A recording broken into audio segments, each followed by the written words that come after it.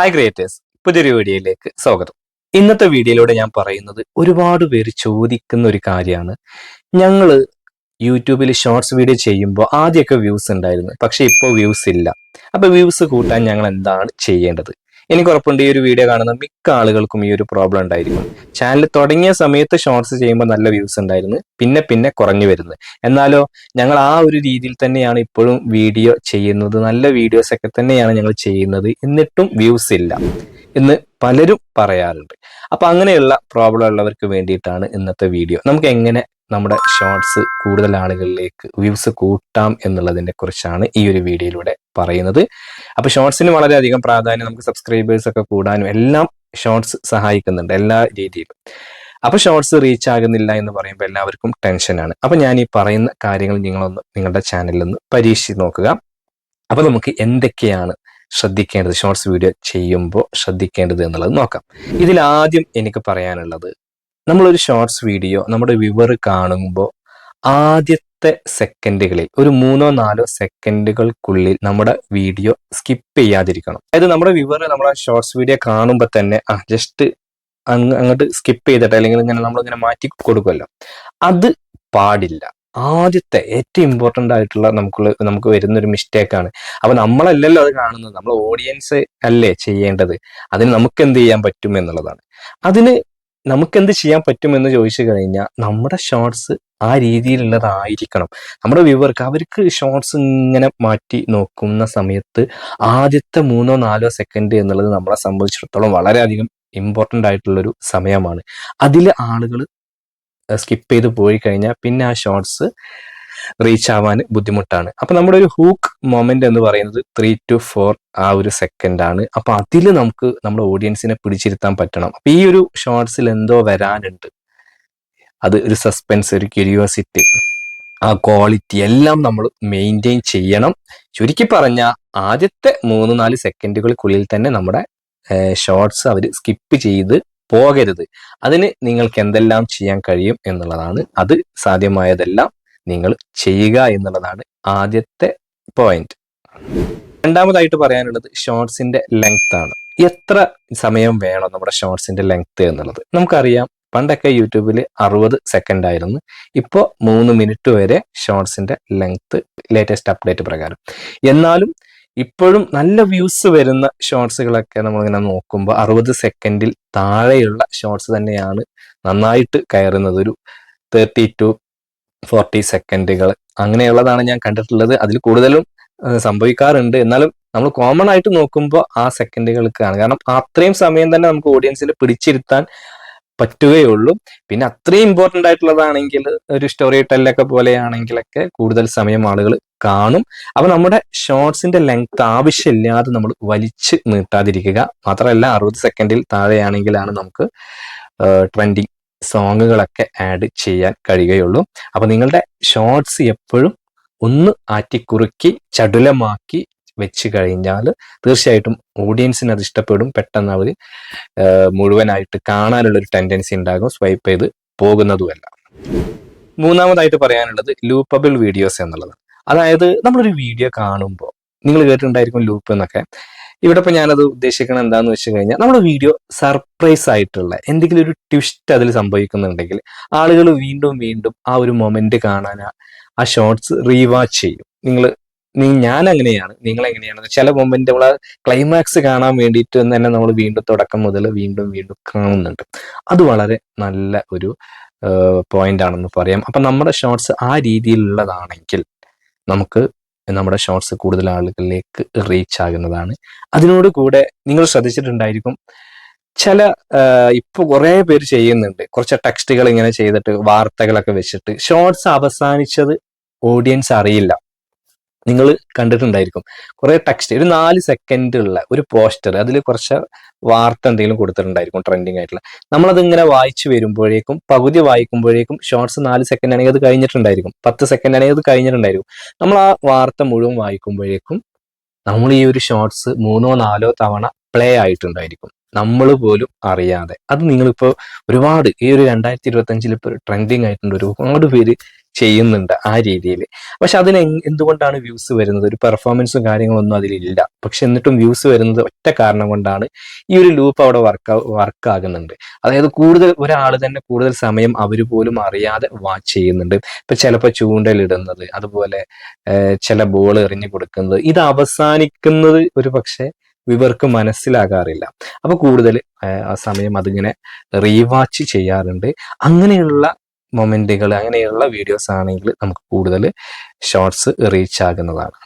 മറ്റൊരു രീതിയിൽ പറഞ്ഞു കഴിഞ്ഞാൽ, നമ്മളെ വീഡിയോ അവസാനിച്ചത് നമ്മുടെ വ്യൂവർ അറിയാതെ വീണ്ടും വീണ്ടും കാണുന്ന വീഡിയോ, അങ്ങനെയുള്ള വീഡിയോസും നിങ്ങൾ ശ്രദ്ധിച്ചിട്ടുണ്ടായിരിക്കും.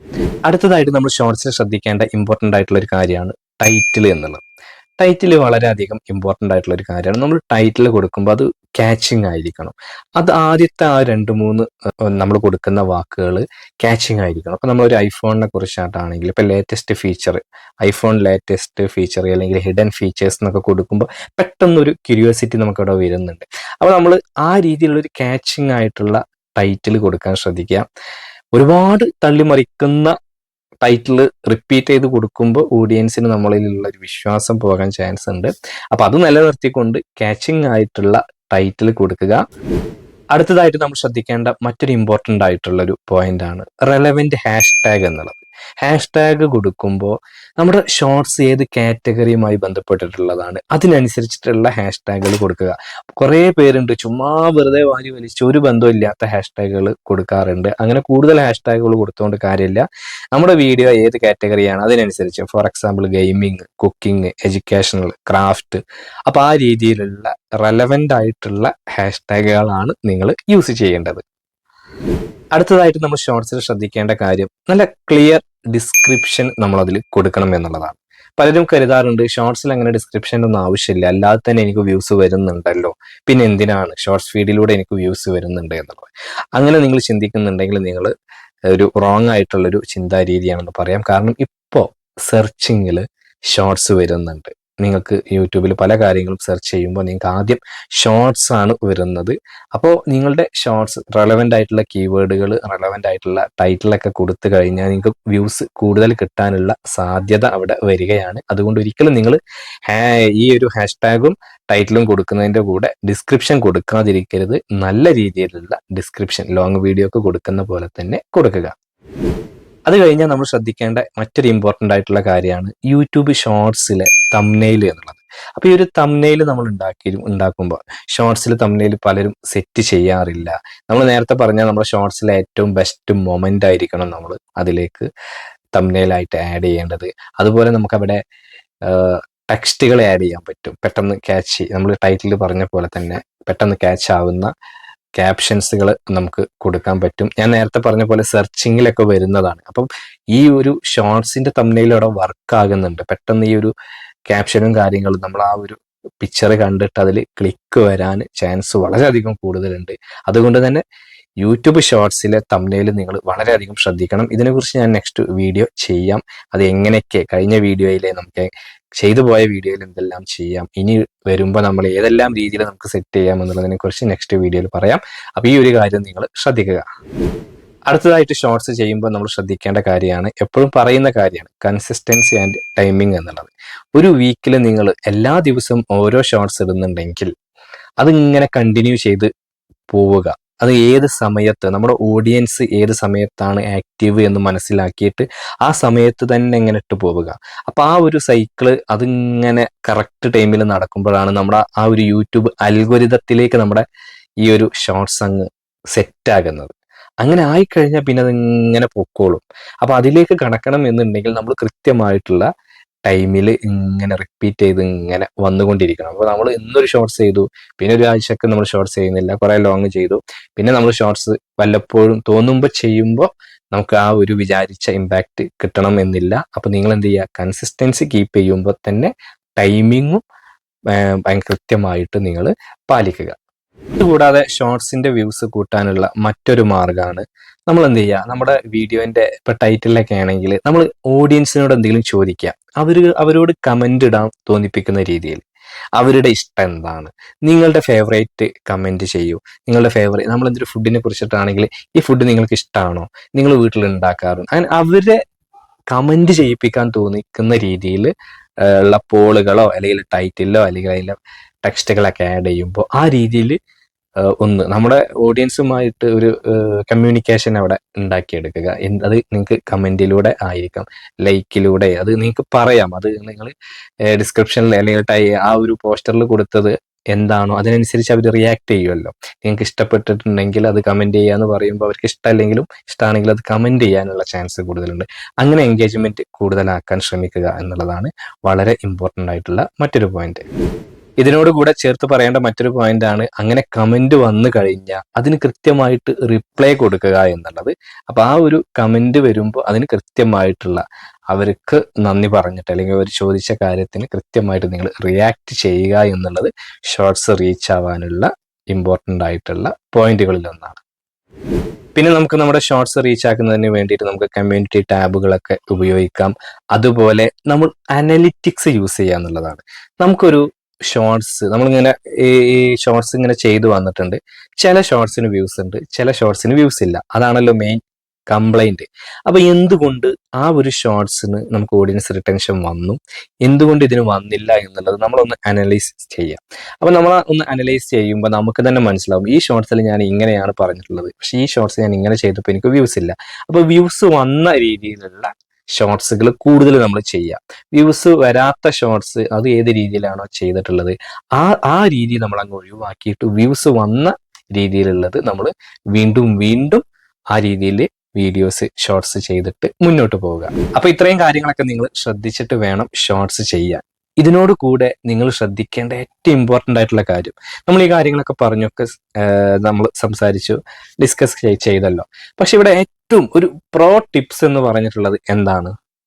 നമ്മുടെ ഷോർട്സിന് വാച്ച് ടൈം കൂടുക എന്നുള്ളതാണ്. നമ്മൾ ആ ഒരു ഷോർട്സ് റിപ്പീറ്റ് ആയിട്ട് വാച്ച് ചെയ്യുന്നുണ്ടെങ്കിൽ ആളുകൾ, നമ്മുടെ ഷോർട്സ് അതങ്ങ് ബൂസ്റ്റായി പോയിക്കോളും, ഗ്രോ ആയിക്കോളും.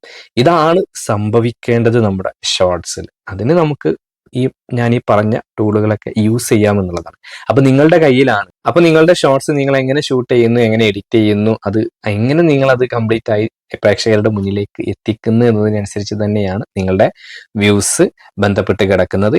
അപ്പൊ ഈ കാര്യങ്ങളൊക്കെ മനസ്സിലാക്കി തീർച്ചയായിട്ടും നിങ്ങൾ യൂട്യൂബിൽ മുന്നോട്ട് പോവുക. ഞാൻ ഇത്രയും പറഞ്ഞ കാര്യങ്ങളിൽ നിങ്ങൾക്ക് ഇത് യൂസ്ഫുൾ ആയി എന്നുണ്ടെങ്കിൽ തീർച്ചയായിട്ടും നിങ്ങൾ ലൈക്ക് ചെയ്യുക. നിങ്ങളുടെ വിലപ്പെട്ട അഭിപ്രായങ്ങളും നിർദ്ദേശങ്ങളൊക്കെ താഴെ കമന്റ് ബോക്സിൽ രേഖപ്പെടുത്തുക. നിങ്ങൾ ആദ്യമായിട്ടാണ് ഈ ചാനൽ കാണുന്നതെങ്കിൽ ചാനൽ ഒന്ന് സബ്സ്ക്രൈബ് ചെയ്യുക, കൂടാതെ ബെൽ ബട്ടൺ കൂടി അമർത്തുക. നിങ്ങൾക്ക് യൂട്യൂബ് സംബന്ധമായിട്ടുള്ള എന്തെങ്കിലും സർവീസ് ആവശ്യമുണ്ടെങ്കിൽ താഴെ കാണുന്ന നമ്പറിൽ കോൺടാക്ട് ചെയ്യുക. അപ്പോൾ മറ്റൊരു യൂസ്ഫുൾ ആയിട്ടുള്ള യൂട്യൂബ് ടിപ്സുമായിട്ട് നമുക്ക് വീണ്ടും കാണാം. അതുവരെ ബൈ.